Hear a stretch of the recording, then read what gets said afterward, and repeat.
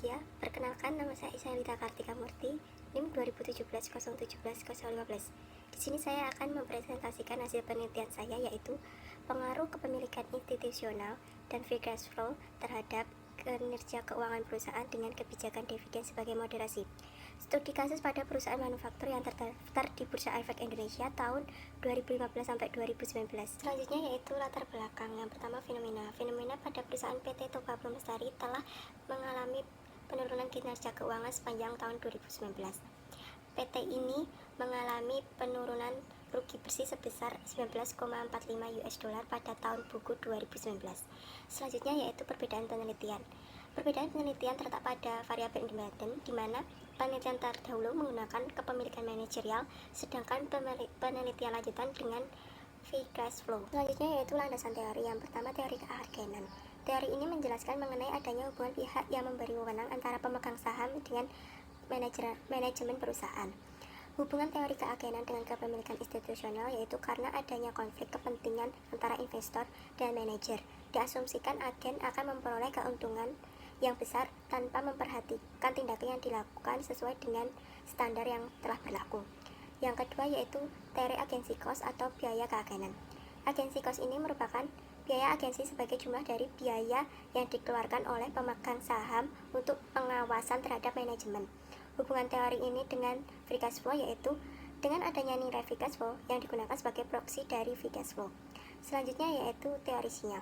Teori ini merupakan teori yang menjelaskan tindakan yang dilakukan manajemen perusahaan dengan memberikan petunjuk kepada stakeholder mengenai pandangan manajemen dalam menilai kondisi perusahaan di masa lampau, masa kini, dan masa yang akan datang.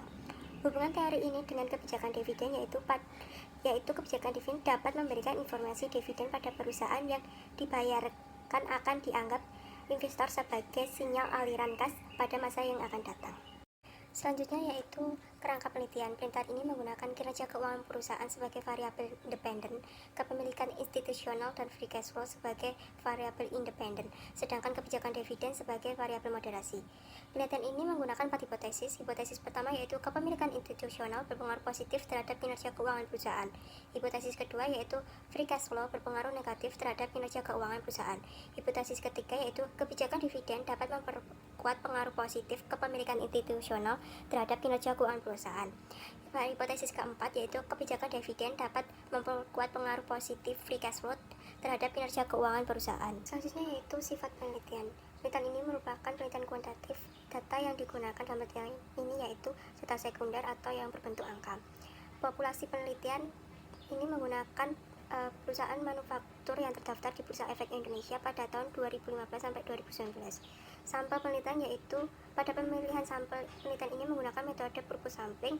Sampel yang memenuhi yaitu 30 perusahaan dengan 160 laporan keuangan. Selanjutnya, hasil dan pembahasan. Hipotesis pertama, pengaruh kepemilikan institusional terhadap kinerja keuangan perusahaan menunjukkan nilai signifikan sebesar 0,00 kurang dari 0,05, nilai B sebesar 0,239.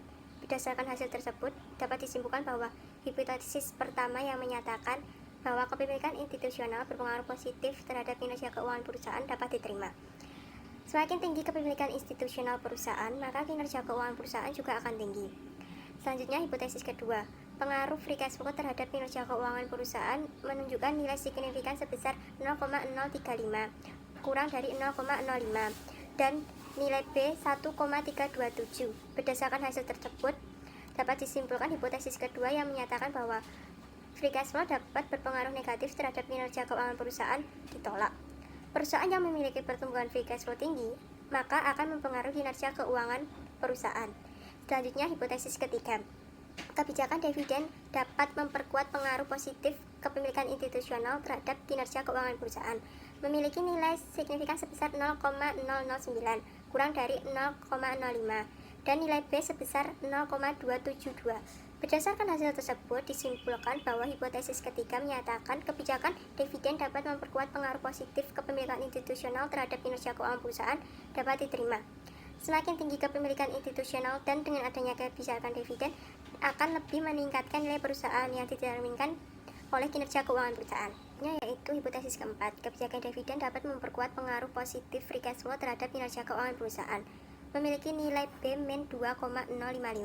dan variabel moderasi memiliki nilai signifikan sebesar 0,038 kurang dari 0,05 dan nilai B sebesar 2,304. Berdasarkan hasil tersebut disimpulkan bahwa hipotesis keempat menyatakan kebijakan dividen dapat memperkuat pengaruh positif free cash flow terhadap kinerja keuangan perusahaan ditolak. Sekian presentasi dari saya, terima kasih. Salam.